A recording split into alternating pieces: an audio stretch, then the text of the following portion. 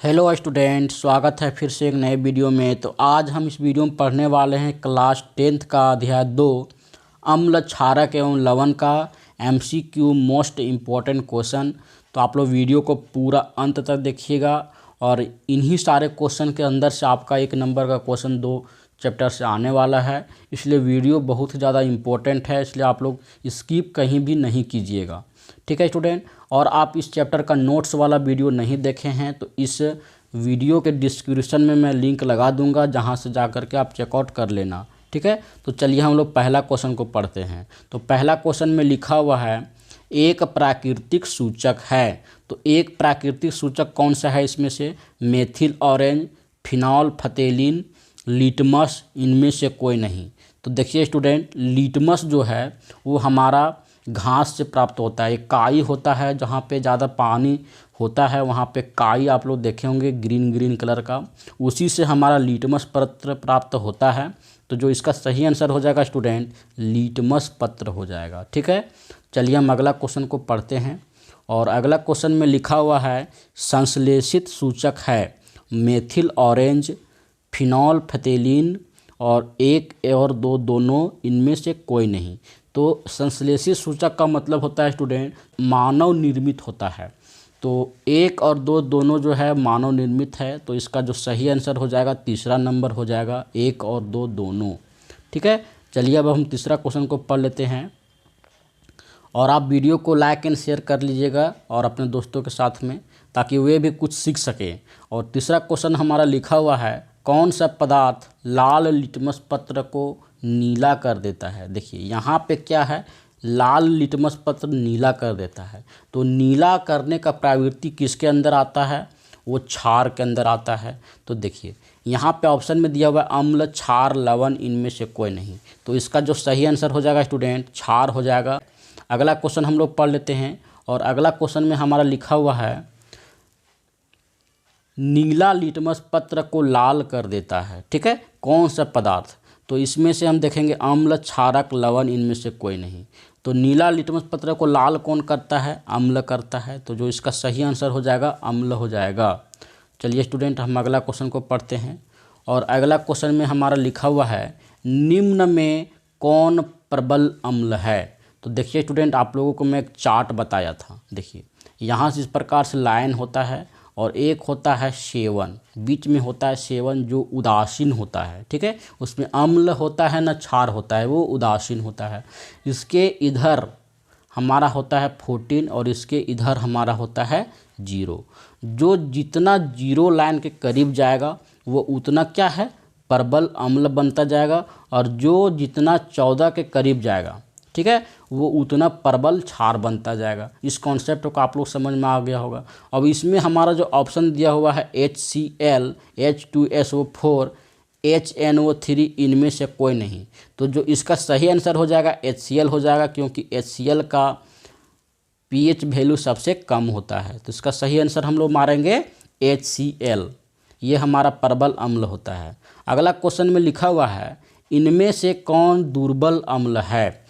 तो CHCOOH, HCl, H2SO4, HNO3। तो इसमें से हमारा जो है कौन सा दुर्बल अम्ल है? तो दुर्बल अम्ल का मतलब होता है जो जितना 7 के करीब होगा। तो 7 के करीब कौन सा है? तो इसका जो सही आंसर हो जाएगा स्टूडेंट CHCOOH। ठीक है। तो इसका जो हम लोग सही आंसर मारेंगे हमारा है पहला नंबर। चलिए हम 7वां क्वेश्चन को पढ़ लेते हैं। और 7वां क्वेश्चन में लिखा हुआ स्टूडेंट अम्ल के जलीय विलयन में उत्पन्न होता है। तो देखिए अम्ल होता है एक तरफ, देखिए एक तरफ अम्ल होता है और एक तरफ होता है क्षार। तो अम्ल और क्षार में दोनों में हम बात करें तो अम्ल के साइड में हमारा H+ आयन उत्पन्न होता है और क्षार के साइड में हमारा OH- उत्पन्न होता है। तो इसका जो सही आंसर हो जाएगा स्टूडेंट जलीय विलयन जो अम्ल का रहेगा उसमें हमारा H+ आयन होगा। चलिए हम अगला क्वेश्चन को पढ़ते हैं स्टूडेंट। और देखिए कोई भी क्वेश्चन अगर आप लोगों को डाउट भी लगता है तो उसको भी आप लिखिएगा, उसको भी मैं डिटेल्स समझाने का प्रयास करूँगा। तो देखिए 8वां क्वेश्चन में लिखा हुआ है, तो हमारा 8वां क्वेश्चन में लिखा हुआ है निम्न में कौन प्रबल क्षारक है? तो प्रबल क्षारक का मतलब होता है जो जितना 14 के करीब होगा। ठीक है, तो NaOH, MgOH2, HCl, CaOH2, तो इनमें से जो हमारा जो सबसे प्रबल क्षारक है वो हमारा हो जाएगा NaOH। तो इसका सही हम लोग आंसर मारेंगे NaOH। उसके बाद हमारा जो अगला क्वेश्चन जो दिया हुआ है उसमें लिखा हुआ है निम्न में कौन दुर्बल क्षारक है? तो दुर्बल क्षारक कितना कौन होगा? जो जितना 7 के करीब होगा। तो 7 के करीब कौन होता है स्टूडेंट? यहाँ पे सबसे ज़्यादा, तो यहाँ MgOH2 हो जाएगा। इसका आंसर MgOH2 हो जाएगा। चलिए हम 10वां क्वेश्चन को पढ़ लेते हैं। और 10वां क्वेश्चन में लिखा हुआ है क्षार के जलीय विलयन में क्या उत्पन्न होता है? तो जो क्षार का जलीय विलयन होता है उसमें क्या उत्पन्न होता है? तो OH- उत्पन्न होता है। तो इसका सही आंसर हम लोग मारेंगे OH- आयन। उसके बाद हमारा जो अगला क्वेश्चन दिया हुआ है जल में घुलनशील क्षारक क्या कहलाता है? तो जो जल में घुलनशील क्षारक होता है उसको क्या कहते हैं? क्षार हम लोग कहते हैं। उसके बाद हम अगला क्वेश्चन को पढ़ते हैं। जल की अस्थायी कठोरता को दूर करने में किस लवण का प्रयोग किया जाता है? और ये VBI क्वेश्चन है, आप लोग इसको अच्छे से रट लीजिएगा। इस बार आने वाला है 2024 के अंदर में। तो जल की अस्थायी कठोरता को दूर करने के लिए किस लवण का प्रयोग किया जाता है? NaCl, NaCO3, CuSO4, 5H2O, NaHCO3। तो जो इसका सही आंसर हो जाएगा स्टूडेंट NaCO3 हो जाएगा। ठीक है, इसका दूसरा नंबर सबसे सटीक आंसर होगा। उसके बाद हम लोग पढ़ते हैं 13वां क्वेश्चन को। 13वां क्वेश्चन में लिखा हुआ है कोई विलयन लाल लिटमस पत्र को नीला कर देता है तो इसका pH मान संभवतः कितना होगा? तो देखिए आप लोग यहाँ पे समझिए, लाल लिटमस पत्र को क्या किया जा रहा है? नीला किया जा रहा है। तो नीला का मतलब क्या हुआ कि वो जो है 7 से 14 pH के बीच का है। तो देखिए ऑप्शन में लिखा हुआ है 1, 4, 5, 10। तो इसका सही आंसर हमारा हो जाएगा 10। ठीक है, और 1, 4, 5 ये हमारा अम्ल का प्रकृति वाला विलयन हो जाएगा। और अगला क्वेश्चन हमारा है कोई विलयन नीले लिटमस पत्र को लाल कर देता है, इसका pH संभवतः क्या होगा? ठीक है स्टूडेंट, तो 11, 8, 2, 7। तो नीला लिटमस पत्र को क्या कर देता है? लाल कर देता है। तो लाल करने का प्रवृत्ति किसके अंदर होता है? अम्ल के अंदर होता है। और अम्ल का pH वैल्यू जो है वो 7 से कम होता है। तो देखिए ऑप्शन नंबर 3 में हमारा 2 दिया हुआ है और इसका आंसर हो जाएगा 2। अब हम पढ़ते हैं अगला क्वेश्चन को। और अगला क्वेश्चन बहुत ही ज़्यादा इम्पोर्टेंट क्वेश्चन है। ये बहुत ही ज़्यादा साधारण क्वेश्चन है बट बार बार ये पूछा जाने वाला क्वेश्चन है। साधारण नमक का रासायनिक सूत्र है NaCl, Hb, HCl, NaOH। तो जो 15वां का आंसर हो जाएगा NaCl हो जाएगा। ठीक है स्टूडेंट, इसका सही आंसर हम लोग मारेंगे NaCl। अब हम लोग 16वां क्वेश्चन को पढ़ते हैं। और 16वां क्वेश्चन में लिखा हुआ है विरंजक चूर्ण का रासायनिक सूत्र है। तो विरंजक चूर्ण का रासायनिक सूत्र क्या होता है? NaCl, NaHCO3, Na2CO3। इसमें तीसरा क्वेश्चन छूट गया ऑप्शन। तो देखिए इसका जो सही आंसर हो जाएगा NaHCO3। ठीक है, ये इसका सही आंसर हो जाएगा। इसको हम मारेंगे NaHCO3 में। चलिए हम अगला क्वेश्चन को पढ़ते हैं। अगला क्वेश्चन में लिखा हुआ है बेकिंग सोडा का रासायनिक सूत्र है। तो बेकिंग सोडा का जो रासायनिक सूत्र होता है वो क्या होता है स्टूडेंट? ऑप्शन में हमारा है NaCl, NaHCO3, CaOCl2, Na2CO3, 10H2O। तो जो इसका सही आंसर हो जाएगा NaHCO3 बेकिंग सोडा का रासायनिक सूत्र। और ये बहुत ज़्यादा इम्पोर्टेंट क्वेश्चन भी है। और अगला क्वेश्चन हम लोग पढ़ते हैं CaOCl2 यौगिक का प्रचलित नाम क्या है? ये ऑप्शन बार बार पूछा जाता है ये क्वेश्चन को। और इसका जो सही आंसर हो जाएगा विरंजक चूर्ण हो जाएगा। तो इसका सही आंसर हम लोग मारेंगे विरंजक चूर्ण। उसके बाद अगला क्वेश्चन को हम लोग पढ़ते हैं 19वां क्वेश्चन को। और 19वां क्वेश्चन में लिखा हुआ स्टूडेंट धोने के सोडा का रासायनिक सूत्र है। तो धोवन सोडा का रासायनिक सूत्र हमारा क्या होता है, NaCl, NaHCO3, CaOCl2, Na2CO3, 10H2O। तो इनमें से जो सही आंसर हमारा इसका हो जाएगा वो हो जाएगा Na2CO3, 10H2O। तो इसका सही आंसर हम लोग मारेंगे चौथा नंबर को।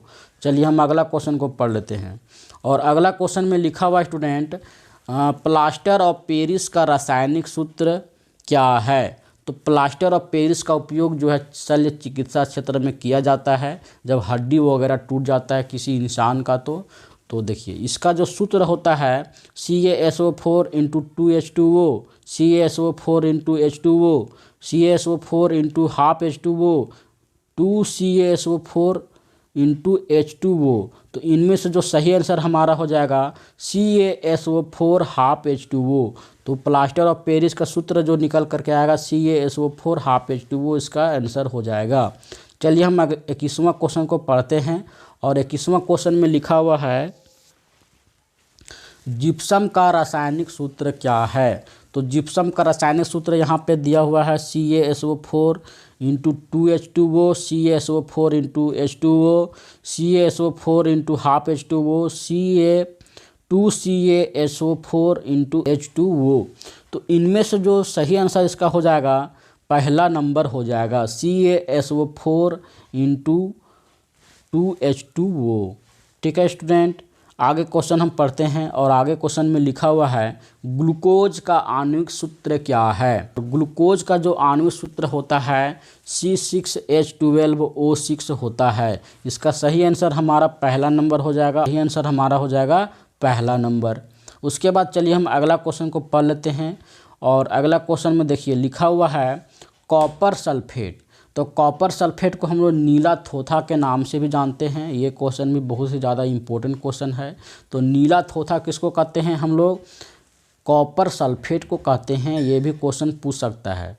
का रासायनिक सूत्र है CuSO4 7H2O, CuSO4 5H2O, CuSO4 4H2O, CuSO4 10H2O।